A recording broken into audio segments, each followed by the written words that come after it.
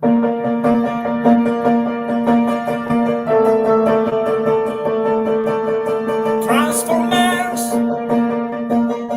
more than meets the eyes. When I was a kid, my favorite show was Transformers G1. And I was a Decepticon guy, my favorite character was Megatron. And today I'm very happy because I have the privilege to have in my show the pre-marketer, BMAC, and the designer, E1. So guys, thank you so much to be on my show. Welcome to the show, my friends. Thank you for having us. That was great. Your favorite is Megatron? Yeah. He's your like the intro for you. It's an improvisation just for you guys, for our common passion for Transformers. So let's start with the first question. This one is about the big project that was announced recently. I'm talking about the Haslab Transformer Generation Deathsaurus project. Tell me something, how start this idea, and why you pick this character for this new Haslab project. Sure. I'll start, and then I'll let Evan kind of get into a little more of the details because he's closer to the knowledge of the series than I am. So obviously, we did Victory Saber last year. It was very successful. It was a character that won the fan vote that we knew we needed to do. So we wanted to make sure that we did Deathsaurus justice and get the fans the character they deserved. I was very clear about this while I was in London, that we actually had Deathsaurus in our main line for 2023 because we wanted to make sure fans were going to be able to get him. But after, again, that success of Victory Saber, we knew we needed to do him as a Haslab. So I'll let Evan talk a little bit more to like a couple of the extra features we were able to get by going Haslab versus mainline. Well, yeah, like as BMAC was saying, originally we were putting him as like leader scale or something like that in our main line, and it was just like, okay, if we do him there, then we'll have to cost out the chest animals and we'd have to put them into core class. And so essentially in order to get a complete offering, you'd have to buy a bunch of other things. So it wasn't working out. So we worked with the Haslab team to just be like, okay, this is the next guy that we have to do. We have to do Deathsaurus next to pair up with Victory Saber. So cool. And now the next question is about both lines, Studio Series and Legacy, because we saw over many releases, a big variety of choices regarding the characters of the Transformer universe. What were the rules that led of these choices? Oh, that's a good question. So Legacy actually has been a lot of fun in that we have less rules than we've had in the past. We're reaching into a lot of universes, as you saw in the first year, and we've kind of shown that we're expanding more in 2023 with Legacy Evolution. It's allowing us to do those characters that maybe haven't had an update in 10, 15, 20 years and touch on fandoms of kids who grew up with the show, but are now like coming back into the fandom as adults, and they just kind of like are having that nostalgia moment. And it also allows us to make what we're trying to do by creating the best version of the characters. Studio Series is somewhat a little more rigid. Obviously, we have like a set limit of characters because there's a set number of live action films. Evan's brilliant idea of expanding into 86 was a huge like. I'm not going to. You're not going to take credit. No, that goes right to John Warden. I think he was the one who kicked that off, and then I came on like right when that was happening, and I was like, yes, this is like my favorite movie. So yeah, and Evan does do a great job with those. So I mean, if you want to expand a little more on like Studio Series and how we're finishing what we're doing to a point. I mean, honestly, you kind of took the words right out of my mouth. I mean, essentially, we just try and create a good balance. We try to pick through who we have and haven't done yet. Some things are opening up again because for a while we weren't kind of allowed to touch movies like 4 and 5 a little bit, but now we can again back in Studio Series. So it's like we're diving back into it. We're just trying to make sure that we're completing everybody's little micro collections from each movie, building out all their teams. If they showed up, we're going to do them at some point. Yeah. With maybe some exceptions, but we'll see. So cool. And we know that Transformers figures are the only ones that transforms through different mechanisms. As this feature is more difficult to create as a Transformer figure than a normal figure in the other line. For example, how does the design of the transformation of a figure work? So what is the difficulty to do a action figure that also transform? Because you need to consider two ways of the figure in the normal way and the figure transforming in some vehicles. So how works the creation of this? Because I think it's not easy that everything works in the end of the final project. You're right. It is difficult. It depends. So, like in Studio Series, we have CAD that we work from the movies. We have vehicle CAD, and then we have robot CAD. And essentially, from there, you start pinpointing areas where it's like, okay, clearly the chest is the front of the car. So, okay, so it's going to need to fold up like that. And this is where we go back and forth with our Takara Tomy partners when we're kicking things off with them and we're talking to them about this. We usually have plans that we submit, and then they come back with much better plans. So we usually pretty much always go with what they propose. But it is very much a back and forth of just looking like, okay, we know that these elements of the vehicle are here on the robot, so this is how it has to fold up in order to become that. So it's a lot of that pinpointing and going from there, depending on the character. Okay. And the next question is more about legacy, but maybe it's more for BMAC for that. I have a little things to show with you. Is something really vintage. I talk about this guy. Remember, there is this feature that you can remove the shell, and you got the character. No, we remember this stuff. And you did recently the announcement for this character, Bombast, in the Legacy Core. Is the only one from Transformers Super God Master Force, because you announced also Skull Green. Tell me something about the choices to put this character, and also why you didn't include the iconic shell feature as these old figures. Yeah, there was a lot of back and forth about this when we went to do Pretender characters. Legacy, again, afforded us that opportunity to tap into those characters.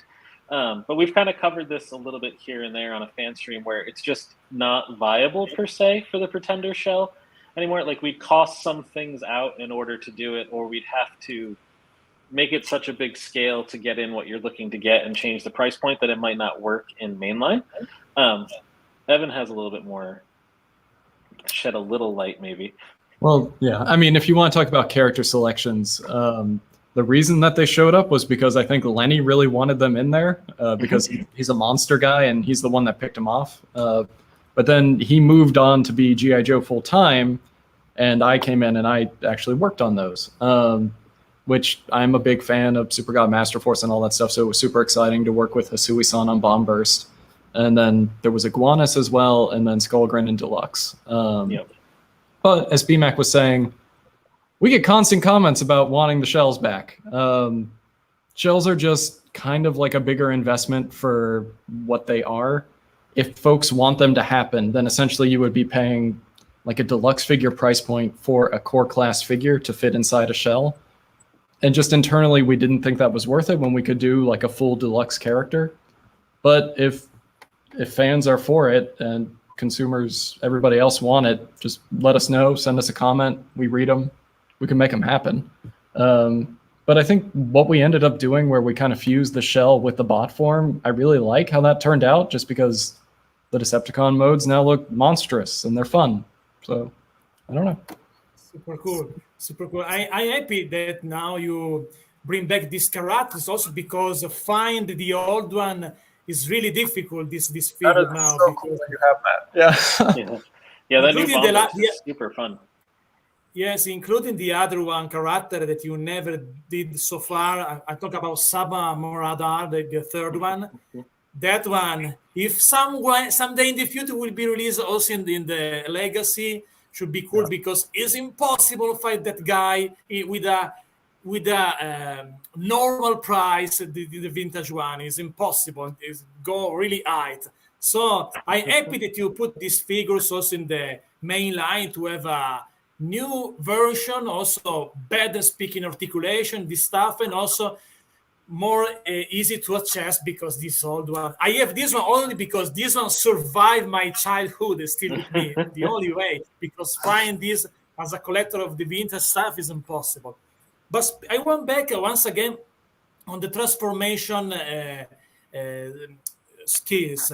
The transformation figures, this skill to transform the figures.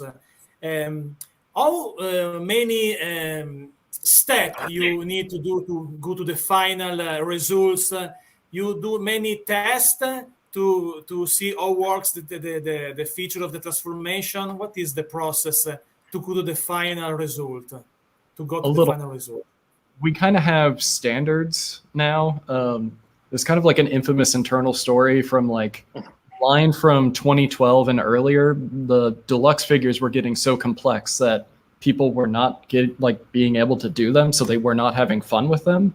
So there was kind of like an internal meeting at that point where it was just like, hey, a deluxe figure is only going to be, I think it's between like 15 and 20 steps. A Voyager scale is going to be 20 to 30 steps maximum. So we set ranges now to make sure that they're a little bit simpler. They're still fun to play with. They still transform great, but they're not like puzzles that will accidentally summon a demon when you finish it. And then you get the occasional, like, somewhere more complicated. Because I admit, I'm not the best at converting, but like the new RC Flame War, that bike mode is beautiful, but it has a couple extra steps outside of like our typical deluxe range. But you get that perfect vehicle form, so it's worth it in the end. But yeah, like Evan's saying, like we've set ranges, and then there are exceptions to the rule. Like we're not beholden to it's a deluxe; it can't have 22 steps. If it's going to give us the best product, then we'll get there. Yeah, but there is going back and forth to make sure that it's within there. Oh yeah, yeah. I think it's an awesome era now to collect Transformer because you put awesome, super cool stuff, not only with this big project of Haslab that you did also before, like Unicron, but also this line that became really popular, both Studio Series, Legacy, and also what you did also with Shatterglass. If you want, and maybe also that now Hasbro is open to Europe, to overseas, because I'm from Italy, by the way, and so I'm happy now they have more opportunity to get these figures, and also that you will be also on the London Comic Con. That means that it will be a little more easy also for an Italian YouTuber like me. I have only US audience, but also Italy by speaking English, with weird English maybe, but but I'm very happy for these moments because something that was impossible before now is become a reality. And this is super cool. And I like also when you do some crossover, like you did, for example, for G.I. Joe. Tell me something about how start this project, this idea to do a crossover between Transformers and G.I. Joe line. That's all BMAC. That's all me. So when I joined the product side of the team, the project had already been kicked off. But I've been pretty vocal, I think, with the fans about this, that I love G.I. Joe. I was a G.I. Joe toy tester for Hasbro as a kid. So when I joined the team, I took that project over with a fever passion to make it come together. It's something that fans have wanted for 40 years, right? G.I. Joe has been around since 1982 with The Real American Hero. And then when Transformers came along, they started to merge in comics. I think it was 89. And everybody just kind of has always been, why can't we have a Transformer that a G.I. Joe works with? So when I joined the team, Evan had actually been working on the His Tank that was coming with the Baroness. It seemed like the most obvious place to land to start with, an iconic Cobra vehicle, iconic Transformer leader, and then obviously the Baroness is one of the most sought after original O-ring characters. So that just kind of all like fell into place. I know some people, when they saw the Ostriker, like, well, how come it's not Beachcomber? How come it's Bumblebee? There's a lot of conversation back and forth there. How come the character that came with it's not Crankcase? There's just, a lot of things to work out as we're doing them. But collabs are super fun. It allows us to use IPs from two different brands and tap into each other's fandom. So like, for instance, we had the Jurassic Park one last year that was super well received as the highlight of the original Jurassic Park movie. We've done other crossovers in the past with Ghostbusters, with Gigawatt, Ectotron. And then we had our crossover with Back to the Future, which was Gigawatt, which got its own mini-series. So there's just a lot of like expansion to be done and touch into different fandoms that makes collab projects just a lot of fun to do. They are fun, yeah. Awesome. I like that. I remember also with the Ghostbusters that crossover was super cool. I like because you put together many hero or enemy, but if you love a bad guy, also the bad guy is a hero together. And I like this. Looks like to mix it to different universe and something that never happened in the show. So super cool this idea. But now it's a question for Studio Serious. What is the philosophy about the design in general to create to the series since with this line was born? I guess technically it's like that's one of the reasons that it comes with a backdrop is that these figures are meant to relive those special iconic moments from the movies. And so it's like we try to be as faithful as we can to those scenes, like deco design wise and things like that, where we can. I know that every once in a while we have to do like a generic vehicle as opposed to like the licensed version of the vehicle, but like we try to make it as close as we can without, getting in trouble. But the philosophy is always just like, we want to make sure that this figure can represent that scene that people loved and that they can recreate. And like for me, that's why it's like just been a dream to work on the 86 line as well, because it's just like that was the movie that I watched on repeat as a kid. So it's just like there's going to be some stuff coming down the line that's just going to be like, oh, you did this, and it's like, yeah, I did this. Awesome. No. And I think is yes, I like Studio Series also because you can find also a good likeness also from the show or for the movie. I like this stuff. I like to have the character jump out from the screen in your hands so you can recreate this scene once again with the figures. And speaking of figures, you work with something that you like so much. I feel your passion. It's super cool that. And when you finally see for the first time the final figure that take many months to create, to plan this character, speaking of the design and also on the marketing side, what is your feeling at that moment when you see finally the figure ready to go to the market? I don't know. Like, I want to say elation, but it's also just like a sigh of relief because it's like when you see the final version, we've gone through 3 or 4 stages of like first mold prototypes that come in that aren't in the right color, and then usually we'll get another version that is also not right, but they're trying, and it's just like no, and then you have to comment like, this is the paint, like why did you do this? It's supposed to be like this to the factory. And when you finally get that one figure where it's like, okay, it's perfect, you almost just kind of like sigh in relief, like, okay, I am okay with this. We can proceed forward. But then a little bit later, I'll see it on my desk and be like, oh yeah, there he is. He's perfect. This is great. Yeah, from my side, it's kind of funny. So my backstory before Hasbro was I made promotional products and apparel and stuff like that. So I've always kind of had product in the world that I've seen come to life. So it's a continuation of that. Like, it's super exciting to walk down the store aisle at the toy store or, like just our local big box stores and like see a product that I worked on from the beginning to coming out to shelf now.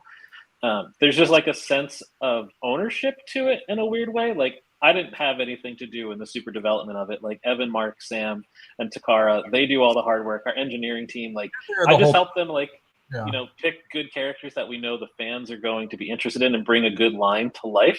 But there's still that like joy of like, okay, well, this makes me happy to see it on shelf. I hope that a Transformers fan, when they see this on shelf, we're going to be excited. Like Jaxus is a great example of that. Like, never did anybody think they were going to see this Marvel UK character come to life within a toy line, and it's been one of the most well-received characters of the year. So being able to do stuff like that is just really rewarding as a fan of the brand. Yeah, incorrect colors, incorrect sculpt. Yeah, exactly. Yeah. Cool. And I want to talk also a little bit about Transformers Shattered Glass, because also this series of figure that you did become also really popular. What do you think about that? What is, in your standpoints, the reason why also this other line became really popular when you see the bad guy good and the good guy bad? So tell me something about what do you think about this line, the concept, and why it's really popular? I think it's fun for people, right? They get an opportunity. If they've always been a Decepticon fan, they've always aligned to like evil. If we're going to talk about like D&D terms, right? They're like chaotic evil, chaotic neutral, whatever, evil good. So they finally get a chance to be good per se, right? They're like, I can like Megatron and Starscream, and I finally get to be the hero of the story. And the same is true for like Autobot fans, right? Optimus is finally this kind of vicious, ruthless, beautiful purple color that like the Decepticon fan in me absolutely loves. Like, so I think there was a lot of freedom in that, and I think fans latched onto that. I think the comic book helped immensely by creating a full backstory for people who didn't know what Shattered Glass was about from the BotCon days, or just were looking for something to latch onto. Why there's for content per se. So I think that Shattered Glass just positioned itself well based on what was happening in the marketplace and people looking for a fun new story to rally behind. People just love a good what if story. So, yeah. That's true. And I went back a little bit on the Haslab project because we saw that there is two tier about this project. Do you like to remember this tier and what is the feature of these two tier? Because I believe that with 14,000 bakers, we got the destroying the cannon, and with the 17,000 bakers, we got the throne. It's correct? And tell me more about it. Yeah, it's fun. Again, we took some learnings from Victory Saber, where everybody, like, we wanted to make sure the base offering was a complete figure should we not hit the tiers. We didn't want to separate out the chest animals as like a separate tier. We didn't want to put his sword or the arrow for Tiger Chest in a separate tier.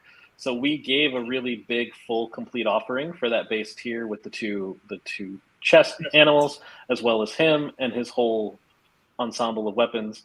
And then for that first tier, we just wanted to do a weapons pack again. So Star Saber got his cannon. We thought it was appropriate that Deathsaurus would get his cannon. He infamously in the animation has that spiked flail, so we wanted to get that in there. That's super fun. Like, you can just swing it around. You can run around your house and terrorize your cats with it if you really want to. It'd be kind of fun. And then, it's a Haslab, so some more blast effects always help make everything look good. You can see in the renders that you can use them in both modes. You can use them in the blaster. You can use them when he's in his alt form for blast effects out of his feet or him breathing fire. So there's just a lot of fun there. And then we do find with our higher price points that people do actually like to display them with the stand. But we do understand some people also don't so much really care about that stand. So we were able to improve what we did with Victory Saber and include his throne, because it's iconic from that animation and that he sits in the throne a lot in that Decepticon ship. So it was just a way to make a more unique offering aligned to the character and give you a great way to show off your offering, unlike any other Transformer you've had in our line. Cool. So finger crossed to get also these two tier, however, because it should be perfect. Have everything in the end of the project. I have confidence. Everybody's excited about it. I think we'll be there. Just gotta show it in color when that's ready to go. Yeah, that's coming soon, hopefully. Yeah. Can't wait to see, because I have also in my background the version without color, so I won't see how it looks also with the colors, because it's cool. It's cool also bring to life also this also with the previous project this series of Transformer, the Victory Transformer series. No, it's cool because it's something never done before, and I like it when something really new. But speaking of many projects that you did with Transformer, including Hasbro, including Legacy Studio Series, every line, what is today the figure that you're still so proud, your favorite figure that you ever done in the line, and why also? Ooh, that's a good question. So I haven't been working on the product line too long myself. So my favorite so far is the collab, the His Tank Megatron and Baroness. It's just the one I've had the most fun bringing to life. I did enjoy finishing the Jurassic Park collab as well. There's a figure coming next year that I am super proud that's coming to life, and I can't wait for everybody to get a chance to see it. I think that'll be really fun for fans. Yeah, I don't know. Evan, it's been here a little longer than me. By a little, I mean quite a bit, and has a lot of figures he's worked on. It's difficult though, because there's always something coming like later down the line that it's like that will be my favorite, and then I'll do another one. And it's like that's my favorite. I do infamously. I think I talked about like how in some previous podcast or something like that.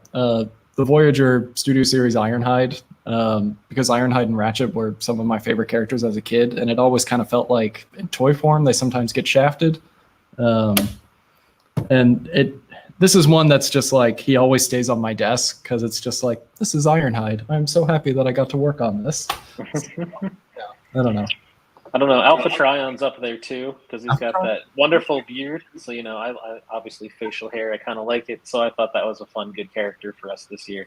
But I mean, all of Shattered Glass is up there for projects I help bring to life because like I started on the franchise team and actually was kind of the voice of getting that comic with the toys. So like getting to bring those products out has been a lot of fun too. Super cool that. And super, I think, because when I see Evan right now with the background, with many figures that he did, like that he bring to him his family, is because as an artist, when you create something, a song, because I'm also writer, a book, or action figures, it's like your song because you create this figure, this project. So this question is especially for Ivan. Even when you works on this stuff, obviously you have the deadline, and the deadline, I know also as a writer, is stressful because you need to finish that in a lifetime limit. Now you have, but in the same time you are in your creation. So when you work and you create a new figure and work in the design, what is your way to do that? You listen music, you listen podcasts, you prefer stay in the silence and focus on your project. And also, what is your feeling in that moment? So yes to a little bit of both. When stress is coming down, it's usually just like our goalposts do kind of move out every once in a while, but when you work on deco, the final paint, like that's usually like the finish line to getting the figure done to hit dates, and then shipping can happen, and then other things can happen there. But usually that night, you're maybe working on like 4 figures and just being like, I got to get these done. And then you got to send them out to Takara Tomy as well so that they can review them, because Transformers is very much a joint partnership there. We have joint custody of these children that we make, and we have to make sure that there are equal time between both of us. I don't know. It's a combination of like everything. Sometimes you're frustrated when a color's not coming out right, but then you're happy when you get it done. I do usually have music going.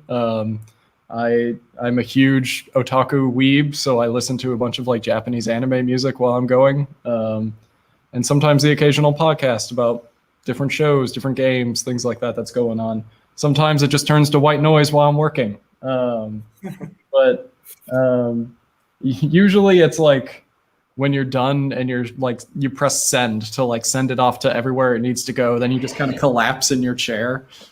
Then it's like, okay, on to the next one.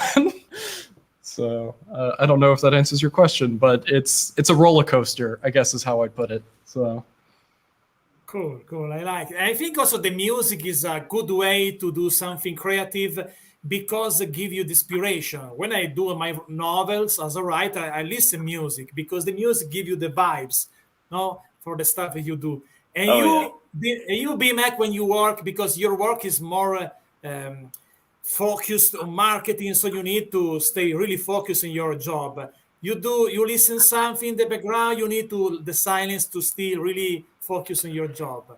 Yeah, funny enough, when I'm not in a meeting, I usually have music going, and I'm actually a huge metalhead, so I listen to a lot of really like heavy metal, Lamb of God, Metallica, Killswitch Engage. Just had a chance to become friends with these bands. Breaking Benjamin are good friends of our brand now. Ben is a very, very close friend. So I tend to listen to like music like that. It actually like is just background noise for me. It's something I've done since high school, and it actually helps me focus. So when I don't have music on, I feel like I'm actually less focused than when I have something playing in the background. Again, if it's just background noise, like I could literally listen to anything and it would work. I just kind of settled as a metalhead growing up.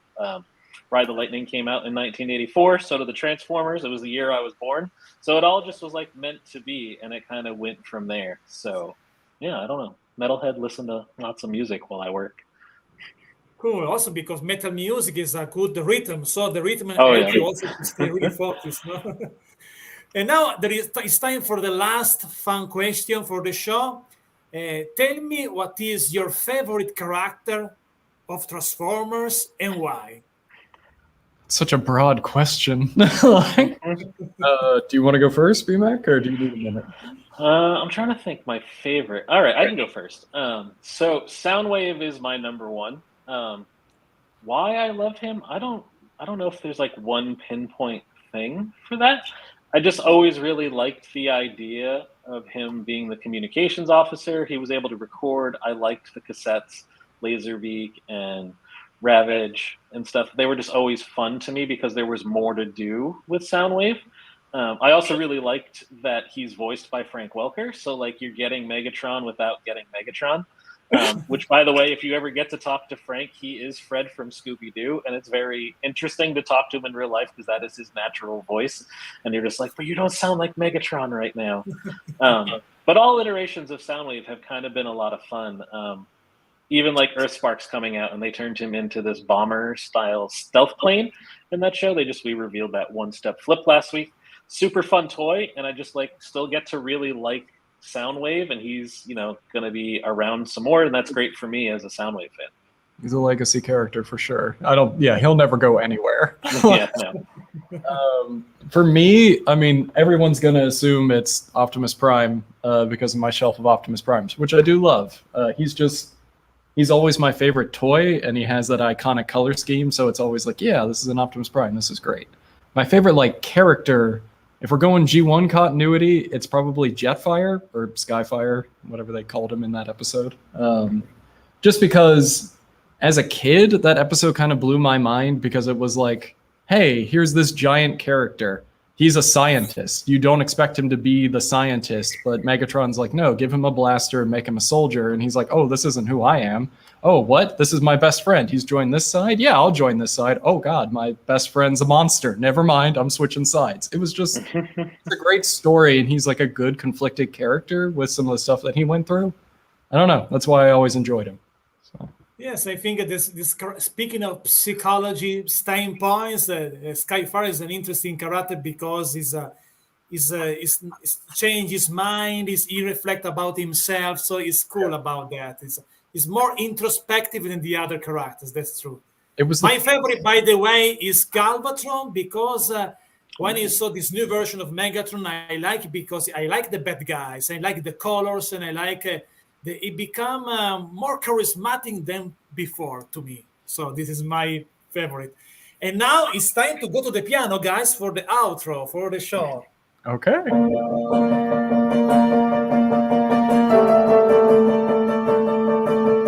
Transformers, more than meets the eyes. Thank you so much, guys, to be on my show. Thank you, Ivan, an awesome artist. And thank you, BMAC, to share your knowledge about this awesome brand. And I hope to have you back on my show, guys.